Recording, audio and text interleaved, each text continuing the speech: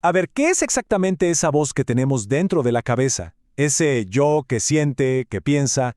Bueno, la neurociencia tiene una respuesta, y es tan extraña que podría cambiar para siempre cómo percibimos nuestra propia existencia. ¿Listos para descubrir si somos reales o solo una brillante ilusión? Para empezar, una pregunta muy simple. ¿Confiamos en nuestros propios ojos? ¿Creemos que lo que vemos es la realidad tal cual es? Vamos a ponerlo a prueba ahora mismo. Fíjense en este tablero de ajedrez. El cuadrado A es claramente de un gris oscuro, el B de un gris mucho más claro. No hay ninguna duda, ¿o sí? La diferencia es evidente. Parece imposible que nuestros ojos nos engañen en algo tan básico. ¿Y si les dijera que sus ojos les están mintiendo? Miren esto, si conectamos los dos cuadrados con una barra del mismo color, la verdad aparece. Son exactamente del mismo tono de gris. Nuestro cerebro nos acaba de jugar una mala pasada. Y esto, créanme, es solo el comienzo. Y con esto llegamos al punto número 1. El cerebro no es una cámara que graba la realidad. Es más bien un artista que la interpreta. Y como todo buen artista, pues, se toma sus libertades creativas.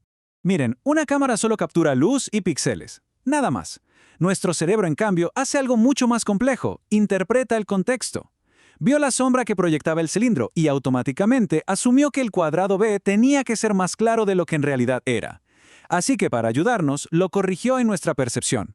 No vemos la realidad, vemos la versión que el cerebro edita para nosotros. Bueno, si el cerebro se equivoca con los colores, ¿qué pasa con algo que está súper programado para reconocer? Como los rostros. Esta cara, por ejemplo, aunque está al revés, parece bastante normal. Quizá un poco extraña, sí, pero nada del otro mundo. ¿O sí? Ahora, démosle la vuelta. Es una pesadilla.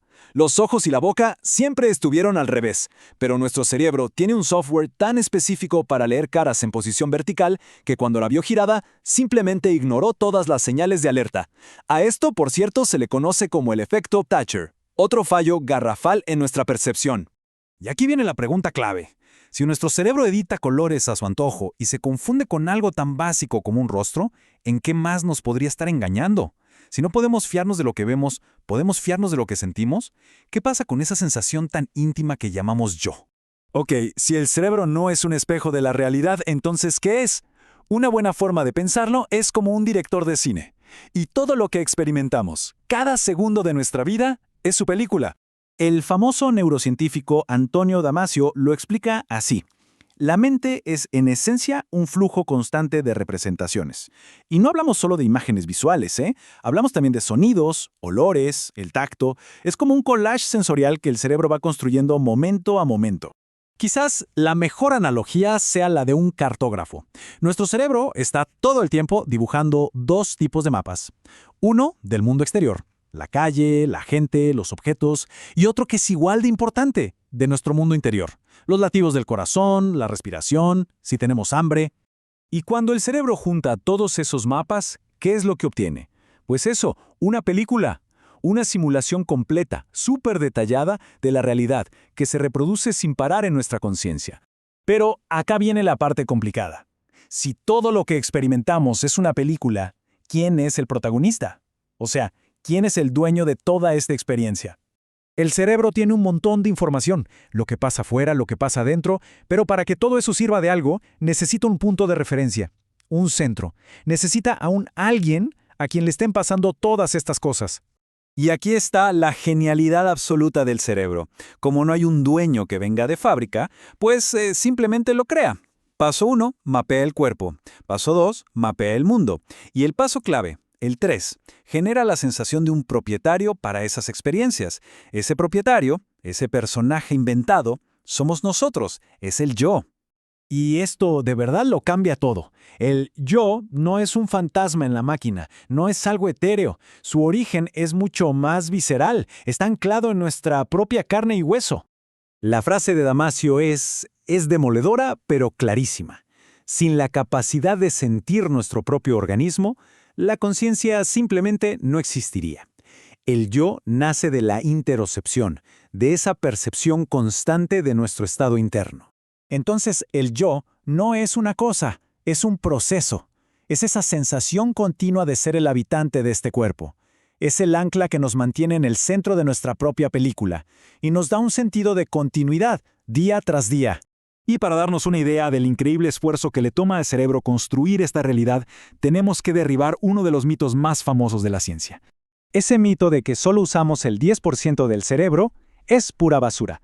La realidad es que usamos casi el 100% prácticamente todo el tiempo, incluso cuando dormimos. ¿Y por qué? Porque el trabajo de crear la realidad, la conciencia y el yo nunca para. Es una fábrica que funciona 24/7. Y la herramienta principal para este trabajo se llama neuroplasticidad. Nuestro cerebro es como una ciudad que se reconstruye a sí misma sin parar. Cada experiencia, cada pensamiento, crea nuevas conexiones. Y así es como nuestra película mental y su protagonista se van actualizando todos los días. Ok, vamos a recapitular. Ya vimos que nuestros sentidos nos engañan y que el cerebro es básicamente un cineasta. Ahora vamos a unir todas las piezas del rompecabezas. Entonces, volviendo a la pregunta inicial, ¿el yo es una ilusión? Quizá ilusión no es la palabra correcta. No es que sea falso, claro que lo sentimos. La palabra más precisa es construcción. No es algo que encontramos en nosotros, es algo que el cerebro fabrica. Una herramienta biológica vital para poder sobrevivir. En resumen, 1. Nuestra percepción es una interpretación, no una fotografía de la realidad. 2. El cerebro dirige una película constante de nuestro mundo. Y 3. El yo es el protagonista que el cerebro crea para darle sentido a esa película. No es un error del sistema, es su característica más brillante. Y todo esto nos deja con una última pregunta, una que es a la vez inquietante y muy poderosa. Si el yo es una historia que el cerebro se cuenta a sí mismo, ¿significa que podemos agarrar la pluma y empezar a editarla? ¿Podemos convertirnos en los guionistas de nuestro propio siguiente capítulo? Si este análisis acaba de cambiar un poquito la forma en que piensan sobre su propia existencia, imaginen todo lo que podemos descubrir juntos.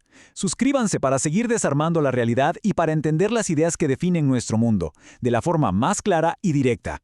Les aseguro que no volverán a ver las cosas de la misma manera.